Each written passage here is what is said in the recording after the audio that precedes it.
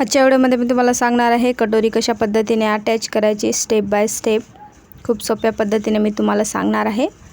ब्लाऊजचा जो कपडा आहे तो व्यवस्थितपणे अस्तरला अटॅच करून घेतलेला आहे। अस्तरचा ब्लाऊज आहे त्याला मी कटोरी अटॅच करून दाखवणार आहे। खूप सरळ आणि खूप सोप्या पद्धतीने व्हिडिओ शेवटपर्यंत बघा म्हणजे तुमच्या लक्षात बसेल। ज्यावेळेस आपण ब्लाऊज स्टिचिंग करतो कटोरी अटॅच करतो त्यावेळेस फिनिशिंग ही आलीच पाहिजे।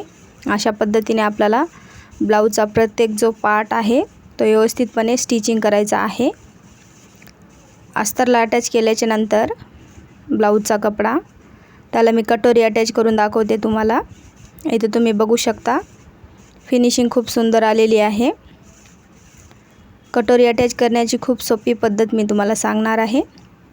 कटोरी व्यवस्थितपणे मी अस्तरला अटॅच करून घेतलेली आहे। तुम्ही इथं बघू शकता कटोरी जे आहे ते वरच्या साईडने घ्यायचा आहे। ब्लाऊजचा जो कपडा आहे तो खालच्या साईडने असणार आहे।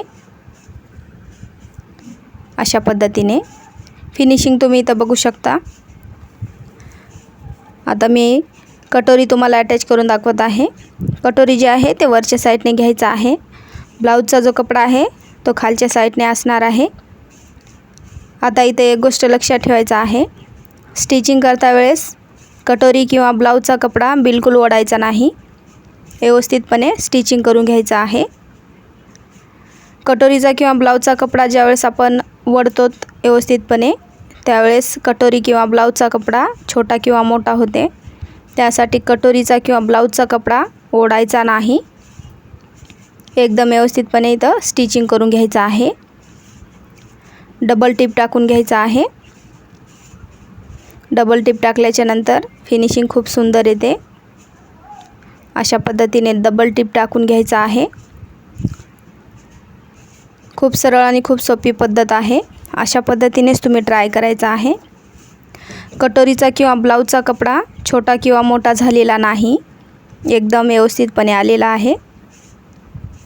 दोन्ही पण तुम्ही इथं बघू शकता। फिनिशिंग पण तुम्ही इथं बघू शकता। फिनिशिंग ही आलीच पाहिजे। अशा पद्धतीने तुम्ही कटोरी अटॅच करायचा आहे।